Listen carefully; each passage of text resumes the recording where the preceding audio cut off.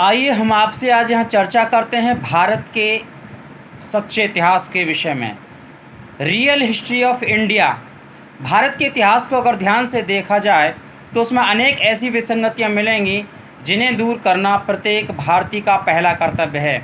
जिस समय पूरे देश में स्वतंत्रता प्राप्त करने के लिए क्रांतियों का सैलाब उमड़ रहा था, उसी समय कुछ ऐसे भी लोग काम कर रहे थे जो नायक को खलनायक और खलनायक को नायक बनाने में तुले हुए थे। समाज का वह 85% हिस्सा जिसने पूरे अपने तन मन और धन से हजारों वर्षों से आज तक समाज की विभिन्न रूपों में सेवा की, उसी की कुर्बानियों को इतिहास के पन्नों में दफन कर दिया गया। और इतना ही नहीं, आगे आने वाली पीढ़ियां उन्हें भूल जाएं, इसलिए उन्हें कभी भी शामिल नहीं किया गया, बल्कि इसके बदले में उन्हें अपमानित, अछूत और पिछड़ा कह कर के समाज में जी भर बदनाम किया गया। अब हम यहाँ जिक्र करेंगे उन वीर वीरांगनाओं का जिन्हें दलित, पिछड़े और आदिवासी के नाम से जाना जाता है। भारत में अनेक ऐसे वीर वीरांगना रहे जिन्होंने सामाजिक, साहित्यिक, राजनीतिक, ऐतिहासिक, सांस्कृतिक आदि अनेक प्रकार की क्रांतियों में बढ़ चढ़कर अपना योगदान दिया और आज भी दे रहे हैं। अंग्रेज़ों ने और जातिवादी लोगों ने कुल मिलाकर अगर देखा जाए तो 217 जातियों को अपराधी बनाने का षड्यंत्र रचा। जितनी भी पिछड़े और अनुसूचित जातियां, जनजातियां और आदिवासी थे, उन सभी को अपराधी घोषित करने के लिए ब्रिटिश सरकार ने अनेक क्रिमिनल एक्ट बनाए, जैसे 1793 आईपीसी, 1860, 1867, 1871, 1902, 1903, 1914, 1920, 1923, 1924 और 1946 आदि। क्रिमिनल ट्राइब एक्ट इन्हीं प्रक्रियाओं का परिणाम था, जिसके तहत 1 से 98 दलित जातियों को चिन्हित किया गया। इनमें 3 नाम दिए गए। सबसे पहले एक क्रिमिनल ट्राइब्स, दूसरा डाइडेंटिफाइड ट्राइब्स और तीसरा नोमेडिक ट्राइब्स। 1860 में इसे इंडियन पेनल कोड में तब्दील कर दिया गया। यहाँ एक बात सोचने की, जब 1857 के संघर्ष के बाद जो अपने आप को उच्च कुलीन मान रहे थे, ऐसे लोग जमींदार, राजा, महाराजा, जमींदार की उपाधि लेने में व्यस्त रहे। वहीं दूसरी ओर दलितों के ऊपर क्रिमिनल ट्राइब एक्ट लगाया जा रहा था। फिर भी यह जानना ज़रूरी हो जाता है कि आखिर 1857 के तुरंत बाद क्रिमिनल एक्ट बनाने की क्या ज़रूरत पड़ी। जिन राज्यों में सामाजिक और साहित्यिक आंदोलन चलाए जा रहे थे, उन राज्यों में यह क्रिमिनल एक्ट बहुत जल्दी हटा लिए गए। जैसे अब बात करेंगे महाराष्ट्र, तमिलनाडु, गुजरात, मद्रास, कर्नाटक आदि, क्योंकि इन राज्यों में जो आंदोलन चलाने वाले समाज सेवी थे, उनकी लिस्ट में सबसे पहला नाम था पेरियार ईवी रामास्वामी, डॉक्टर भीमराव अंबेडकर, ज्योतिबा फुले, सावित्रीबाई फुले। स्वच्छता और स्वास्थ्य और शिक्षा के महानायक संत गाडगे महाराज, अनेक ऐसे लोग थे जिन्होंने कभी हार नहीं मानी। इसके दूसरे पक्ष पर ध्यान दें तो अन्य राज्यों से यह एक्ट 30 अगस्त 1952 को ही हट पाया। अगर बात की जाए अलीगढ़ जनपद की, तो वहाँ 1857 के गदर के 50 साल पहले ही सन 1804 में अलीगढ़ के क्षत्रिय रियासत के अमर शहीद उपिया चमार ने अंग्रेज़ों की हालत पतली कर दी थी। उनकी वीरता का अंदाज इस बात से लगाया जा सकता है कि आज भी जैसे उत्तर भारत में आला उदल की वीरता की कहानियाँ गाई जाती हैं, ठीक इसी तरह से अलीगढ़ जनपद में उपिया चमार की भी वीरता की कहानियाँ घर घर गाई जाती हैं। ये अलग बात है कि ये दलित थे, इसलिए इनकी गाई हुई कहानियों को उतना महत्व नहीं दिया गया, लेकिन आज भी लोग इन्हें फूटी आंख से नहीं देखते हैं। एक बार की घटना है, जब अंग्रेज़ सौगनौरी के खाली किले में डेरा जमाने वाली थी, वहीं पर उपिया चमार ने बारूद की सुरंग में आग लगा दी।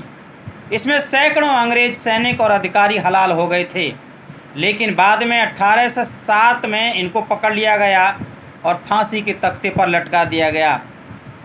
अब आइए एक नज़र देखते हैं एटा जनपद की। तो वहाँ भी जो शहीद चेतराम रैदास ने 26 से 18 और 57 की क्रांति की ज्वाला में अपने प्राणों की आहुति दी। 1857 की क्रांति में रेजिडेंस को क्रांतिवीरों ने चारों तरफ से घेर लिया था, जिनका बनाया हुआ टिकट राय तालाब के निकट चेत रावी तालाब आज भी मौजूद है। डीसी डिनर स्वतंत्रता संग्राम में अछूतों का योगदान, इसमें आप इसके प्रमाण देख सकते हैं, जिसकी पृष्ठ संख्या 35 है।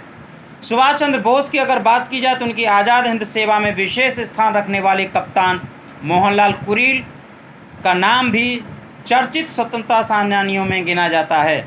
सुभाष चंद्र बोस इनको अपना बायां हाथ मानते थे।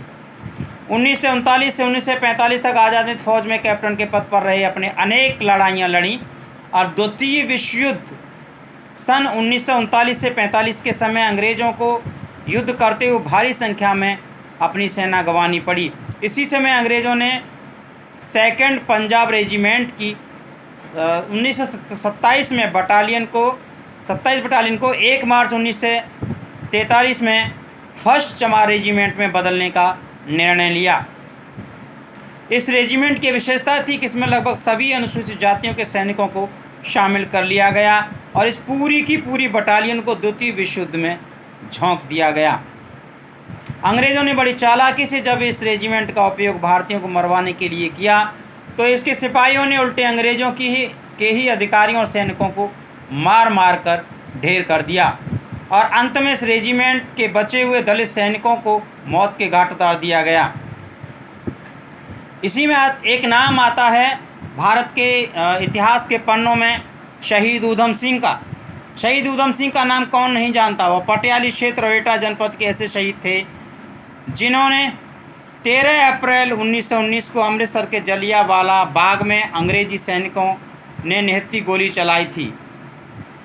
तब उनके अंदर का शोला भड़क उठा और उन्होंने कसम खाई थी कि जनरल डायर को उसी के घर में घुसकर मारेंगे। और वह तारीख थी 13 मार्च 1948 और स्थान था लंदन। जलियांवाले बाग के प्रमुख दोषी माइकल ओ डायर की हत्या करके अपनी आग के शोले को ठंडा किया। फिर आती है वह मनहूस तिथि 31 जुलाई 1948, जब भारत का यह अमर सपूत फांसी के फंदे पर झूल गया और पूरे देश को बता दिया कि मानव जन्म से नहीं कर्म से महान होता है। ऐसे वीर शहीद ऊधम सिंह ने पूरे देश की 85% मेहनतकश समाज का सर ऊंचा किया। याद कीजिए 2 फरवरी 1922 की वो तारीख थी जब चौरी चौरा कांड हुआ गोरखपुर के चौरी चौरा में। इस चौरी चौरा कांड का महानायक था रमापति चमार, जिसके नेतृत्व में लगभग 5000 से 7000 दलित और पिछड़ी जातियों ने पूरे थाने को घेर लिया और ललकारते हुए अपने दलित भाइयों को कहा कि निहत्थे गरीबों पर गोली दागने वाले इन जालिमों को जिंदा जला दो। फिर क्या था, देखते ही देखते समस्त दलित सैनिकों ने थाने में आग लगा दी। सबसे बुरी बात यह रही कि उसी समय हमारे देश के महात्मा गांधी जैसे संतों ने इस कांड की आलोचना कर डाली। उनको लगा कि इस लड़ाई का पूरा आंदोलन कहीं दलितों की गोदी में न चला जाए, इसलिए उनको स्थगित करने की मांग कर डाली। आप सोचिए, गांधी ने अहिंसा की रक्षा के लिए इतनी शानदार आंदोलन को 12 फरवरी 1922 को कैसी अवस्था में स्थगित किया था। यह बात हमसे मत पूछिए। वायसराय द्वारा उसी समय लंदन में सेक्रेटरी ऑफ स्टेट को आंदोलन स्थगित होने से 3 दिन पहले 9 फरवरी 1922 को भेजे गए एक तार से स्पष्ट हो जाता है। शहरों में निम्न श्रेणियों पर आंदोलन का गहरा प्रभाव पड़ा। असम युक्त, बिहार, उड़ीसा और बंगाल में किसी भी आंदोलन के साथ है सरकार अभूतपूर्व व्यवस्था जैसे पहले कभी नहीं हुई का सामना करने के लिए तैयार है। लेकिन स्पष्ट कर देना उचित है कि ऐसी स्थिति सफल रूप से चिंताजनक है। इस पूरे के पूरे कांड में 270 से 300 के आसपास दलितों को फांसी के फंदे पर लटका दिया गया। वास्तव में यह आज़ादी हाथ में फूल लेकर नहीं मिली, बल्कि कई लाखों करोड़ों श्रम करने वाले सैनिकों की जान की कुर्बानी देकर पाई गई। इसके साथ ही लालू रविदास, रामदीन रविदास, मुन्ना रविदास, जियो चमार, सत्यनारायण पासी आदि अनेक ऐसे क्रांतिकारी रहे जो उत्तर भारत से लेकर पूरे देश में क्रांति का बिगुल बजा रहे थे। तो ये हुआ रियल हिस्ट्री ऑफ इंडिया का भाग 1। अब हम दूसरे भाग में फिर चर्चा करेंगे दूसरे क्रांतिकारियों और जनपदों की। तब तक के लिए नमस्कार।